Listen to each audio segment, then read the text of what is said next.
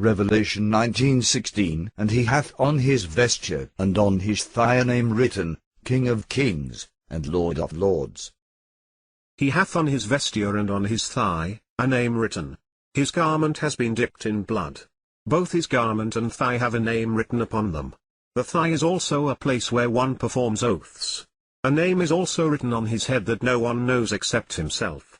The Greek word for name means who they are, their mission. Side note, other examples of where their mission is their name. Yeshua's name means Yahweh, sets free. Abraham's name means father of many nations. Israel means persisted with God and with mankind and has prevailed. King of Kings, and Lord of Lords. He is above all rulers, therefore he is the King of Kings and Lord of Lords. Revelation 19:17. And I saw an angel standing in the sun. And he cried with a loud voice, saying to all the fowls that fly in the midst of heaven, Come and gather yourselves together unto the supper of the great God. I saw an angel standing in the sun. John saw an angel standing in the sun so that many would see him. He cried with a loud voice, saying to all the fowls that fly in the midst of heaven. An angel shouts to all the birds that have the ability to fly in the sky. Come and gather yourselves together unto the supper of the great God. He tells the birds to gather themselves unto the supper of the great God. This is not the marriage supper of the Lamb which took place moments earlier in heaven. This is the supper of the great God on the earth for the birds, and wild animals, to gather themselves at Armageddon. Side note, after Yeshua has trampled those wicked who have come against the Lord, the birds and wild animals will eat their flesh and drink their blood. Revelation 19:18. That ye may eat the flesh of kings, and the flesh of captains, and the flesh of mighty men, and the flesh of horses, and of them that sit on them, and the flesh of all men, both free and bond, both small and great. Ye may eat the flesh. An angel continues to give the flying birds permission to eat the flesh of those who have gathered at Armageddon. The birds will not kill them but will eat the corpses of the following, of kings. The kings of the earth, over land, and the 10 kings, over people. Captains. This Greek word captains means a ruler of 1,000, specifically referring to those officers in the military who rule over 100 to 1,000 men. Mighty men. Men who are strong or have special abilities. Horses and them that sit on them. The horses and their riders. All free and bond. Those who are free and those who are slaves. Both small and great. Those who are great and small are determined by God, or by others. Based on this context, the great are those who are esteemed by others on earth as small and great. Revelation 19:19. And I saw the beast, and the kings of the earth, and their armies, gathered together to make war against him that sat on the horse, and against his army. I saw the beast, and the kings of the earth, and their armies, gathered together. John saw the beast who is ruling the world. He also saw the kings of the earth and the kings' armies. John didn't mention the 10 kings, but they too were gathered to make war. They were all gathered at Armageddon, but it will extend from Jerusalem, to the valley of Megiddo, to the valley of Jehoshaphat. Side note, the kings of the earth, land, are different from the 10 kings who rule over the world, people, and 3 get suppressed by the beast. The 10 kings are ruled by the beast, but the kings of the earth are ruled by Babylon. The 10 kings destroy Babylon, and the kings of the earth weep over her destruction. To make war against him that sat on the horse, and against his army. Their complete objective is to make war against him who sat on the horse and his army. He who sat on the horse is Yeshua, the Lamb, the King of Kings and the Lord of Lords. Revelation 19:20. And the beast was taken, and with him the false prophet that wrought miracles before him, with which he deceived them that had received the mark of the beast, and them that worshipped his image. These both were cast alive into a lake of fire burning with brimstone. The beast was taken. 3.5 years earlier the beast was healed by Satan from a deadly wound that made many wonder who could beat the beast.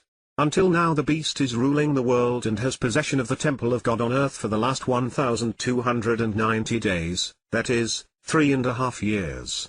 At Yeshua's coming, it will not be a struggle, it will be swift. Those instruments of war will be knocked out of his hand and the beast will be taken. When this happens, the Lord has prophesied to those who have not come against him to wait for another 45 days until things are established for the 1,000-year reign. With him the false prophet wrought miracles before him, with which he deceived them that had received the mark of the beast, and them that worshipped his image. The false prophet is Abaddon, who rose from the bottomless pit, who did miracles to deceive people to take the mark of the beast. No one was able to buy or sell unless they have a stamp or tattoo of the beast on their forehead or right hand. He also gave life unto the beast's image, so that it spoke, and many who did not worship the image were killed. These both were cast alive into a lake of fire burning with brimstone. Both the beast and the false prophet were cast alive into the lake of fire. The lake of fire is also known as Gehenna, hell, in Greek. This place was originally designed for the devil and his angels. The lake of fire burns with brimstone. Brimstone, sulfur, yellow, is used when judging the wicked. They both went into perdition for their total destruction. Side note, this is a similar consequence, fire and brimstone, that the angel shared would happen to the people who took the beast's mark.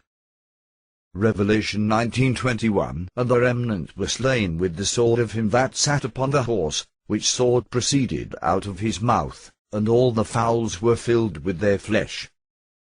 Remnant were slain with the sword of him that sat upon the horse, which sword proceeded out of his mouth. The remnant are those who have gathered against the Lord, yet weren't killed earlier by the plagues from the seventh bowl. The horses and their riders will be struck with madness. Then the remnant will be slain with the sword from Yeshua's mouth. Yeshua will consume the flesh, tongues and eyes, of those who fought against Jerusalem, while they are standing on their feet. All the fowls were filled with their flesh. Now all the fowls that were called to the supper of the great God. They ate and were filled with the flesh of the kings, captains, strong men, slaves, freemen, cavalry and their horses, etc. Side note, events of Yeshua's return. Yeshua will destroy all those who are gathered in battle against him, including the beast and the false prophet. Yeshua then stands on the Mount of Olives, and it splits in two. Half of the mountain shall move toward the north and half toward the south. He sends fire on the beast's kingdom strongholds that live in safety. Some of those who are not gathered in battle would include those who have helped, protected and hidden the believers from the beast. It would be those who feared God but for some reason hadn't accepted Yeshua as the sacrifice for their sin. Some of those may or may not have the mark of the beast. Those who had helped those of Yeshua, his wife, will be rewarded and judged more favorably, including being allowed into the 1,000-year reign of Christ. When those who have taken the mark of the beast die, they will still receive the eternal consequences declared by the angel. On that day, Yeshua will be king over the earth. He will set an everlasting kingdom and destroy the previous kingdom. Side note 2, there is overwhelming evidence that Ezekiel 38 and 39 describes the events surrounding the Battle of Armageddon, which are at the end of the world's 7-year tribulation period and as Christ starts to reign. Primarily based on the following unique passages. Ezekiel 38:19-20, the magnitude of the earthquake at Armageddon, where the mountains are thrown down, has never happened and will never happen except at the seventh bowl of God's wrath. Ezekiel 38:22, great hail in sequence follows the great earthquake at the seventh bowl of God's wrath. Ezekiel 39:4, after the seventh bowl of God's wrath the birds are called to the battleground, which is within Israel, to gather themselves to eat the flesh of those who are about to be slaughtered by the Lord. Ezekiel 39:9-12, these events, described as burning the weapons and seeing the graves, could only happen at the start of the millennium reign of Christ, because at the end of the millennium the earth is burnt up.